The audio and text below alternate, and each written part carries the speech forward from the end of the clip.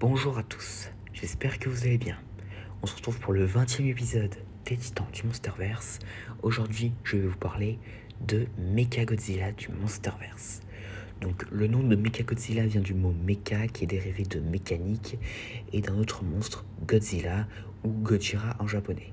Officiellement, cette incarnation s'appelle le Mecha par Apex Cybernetics et est baptisé Mechagodzilla par Josh Valentine dans le film.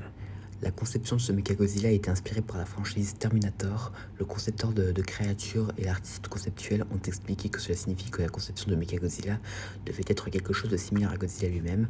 En tant qu'animal chasseur intelligent, voir quelque chose de squelettique semblable à lui-même aurait un effet très énervant. Donc le Mechagodzilla a une forte ressemblance avec son homonyme. Il arbore une série de courtes plaques métalliques ressemblant aux plaques dorsales de Godzilla, allant de l'arrière de son cou jusqu'au bout de sa queue. Ses membres antérieurs sont considérablement plus volumineux et légèrement plus longs que ceux du vrai Godzilla, avec 4 griffes zygodactyles sur ses mains. Ses pieds semblent également avoir une légère ressemblance avec ceux de Ghidorah, tout en ayant toujours le cadre de Godzilla, et sa queue a également une perceuse montée à son extrémité. Donc ce Mechagodzilla est initialement complètement sous le contrôle de Ren Serizawa qui, à l'aide d'une interface neurale, contrôle Mechagodzilla comme une extension de son propre corps. Cependant, quand la conscience de Ghidorah prend le contrôle de la machine, Mechagodzilla devient incroyablement violent et destructeur, activant et tuant immédiatement ses créateurs avant de se libérer de son installation. Donc Mechagodzilla a été construit en secret par Apex sous la direction de Walter Simmons et de leur directeur de technologie Ren Serizawa, comme la solution à la position relativement impuissante dans laquelle se trouvait l'humanité contre les titans, et encore plus pour Apex puisse détrôner Godzilla et faire en sorte que l'humanité domine les autres titans. Simmons révèle qu'il a eu l'idée de créer Mechagodzilla dès 2014, lorsque Godzilla et les Mutos sont apparus pour la première fois, et bien avant que le roi Ghidorah provoque un déchaînement mondial des titans en 2019. Le premier indice du mecha a été vu dans une installation en Floride quand Godzilla a attaqué la base à la recherche des vestiges de Ghidorah. Et quand Godzilla a ouvert la base avec son souffle atomique, il a révélé sans savoir une étrange sphère métallique qui s'est révélée plus tard être l'un des deux yeux de Mechagodzilla. Plus tard, dans une installation d'Apex fermée à Hong Kong, l'œil a été installé et la puissance de Mechagodzilla a été testée sur un rampant du crâne avec la force du mecha et le cri à proton traversant le titan, le coupant en deux et répandant du sang. Mais Mechagodzilla s'arrête rapidement car l'effort épuise son alimentation électrique limitée, forçant ses créateurs à attendre d'avoir des nouvelles de l'expédition de la Terre creuse. Suite à l'excursion dans la Terre creuse, Mechagodzilla est alimenté par l'énergie du noyau terrestre. Mais l'afflux d'énergie a incité les restes de l'esprit de Ghidorah dans le crâne à passer outre les commandes, électrocutant Ren Serizawa et tuant Simmons d'un coup de main.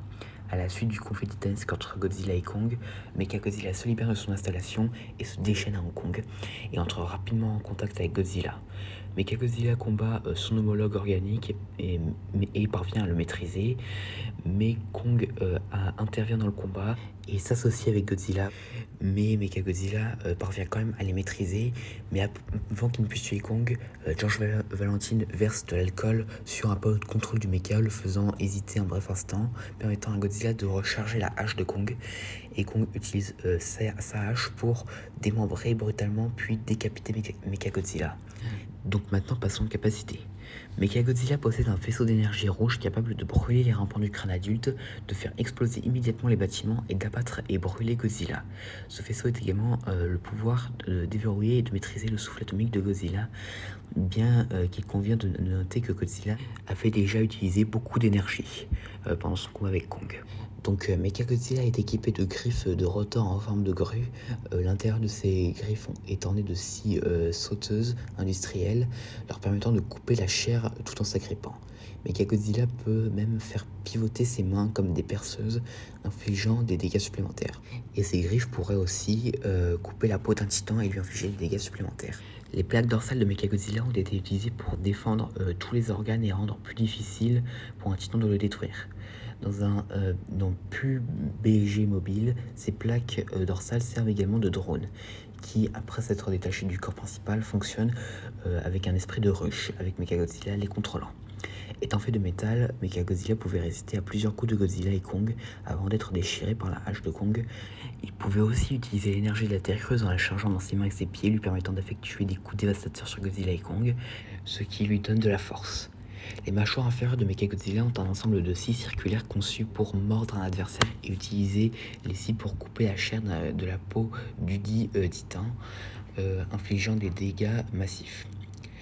Mechagodzilla a des lanceurs de missiles montés sur les épaules capables de détruire momentanément Godzilla. Même si ce n'est pas montré dans le film, les fusées de Mechagodzilla pourraient être remplacées par des jets pour la propulsion sous-marine, et cette capacité pouvait être utilisée dans l'événement PUBG du film. Sa queue est aussi équipée d'une perceuse mortelle, et il avait aussi des propulseurs montés dans son dos et ses côtés. Et pour ce qui est de ses faiblesses, ce sont les dommages au panneau de commande, l'épuisement énergétique et la hache de Kong. Donc maintenant passons aux anecdotes. Donc c'est la deuxième incarnation de Mechagodzilla à figurer dans un film américain, après celle de Ready Player One. Selon l'écrivain Max Borantin, le scénario qu'il avait rédigé pour Godzilla 2 incluait à l'origine Mechagodzilla. Selon la novélisation de Godzilla vs Kong, il y avait un deuxième crâne de Ghidorah d'origine inconnue dans la tête de Mechagodzilla. Selon l'artiste conceptuel Jared Krichski, qui a conçu Mechagodzilla, Mechagodzilla a été conçu avec des armes et des capacités supplémentaires qui n'étaient pas montrées dans le film, y compris des lanceurs de missiles dans son estomac et en utilisant des jets dans sa queue pour nager. Et Jared espérait également que Mechagodzilla serait capable de tirer un cri à proton depuis sa queue comme Shin Godzilla. Mechagodzilla ne pouvait rester actif que 24 heures avec l'énergie de la Terre creuse. Si Apex avait obtenu un échantillon brut et direct de l'élément de la Terre creuse et avait en outre effectué des tests appropriés sur celui-ci plutôt que de procéder à une ingénierie inverse de la formule et de ne pas effectuer des tests de base comme ils l'ont fait dans le film, Mechagodzilla aurait été beaucoup plus puissant. Il est fait référence que Mechagodzilla avait des pronoms masculins et il est considéré comme le fils de Simmons. Mechagodzilla peut aussi être vulnérable à l'EMP des mutos. Il est composé d'un mélange d'alliages métalliques fictifs et de métaux qui existent dans la réalité. Il est dit aussi que Mechagodzilla pouvait encaisser le souffle atomique de Godzilla pendant quelques minutes et qu'il pouvait aussi s'auto-détruire en cas d'urgence. Le moment où Kong décapite Mechagodzilla est très similaire à la façon dont Godzilla avait arraché la tête de Mechagodzilla dans Godzilla vs Mechagodzilla de 1974. L'idée que Mechagodzilla soit contrôlé via une interface cyborg remonte à Terror of Mechagodzilla. À un moment donné, le créaproton de Mechagodzilla émet brièvement des étincelles bleues d'énergie et jaunes. Il en résulte une esthétique très similaire aux poutres spatiales du premier Mechagodzilla. La façon dont Mechagodzilla est pris en charge par la conscience de Ghidorah est similaire à la façon dont le Mechagodzilla de la RCI est dépassé par la programmation de Mecha Ghidorah dans l'adaptation manga de Godzilla vs Mechagodzilla 2.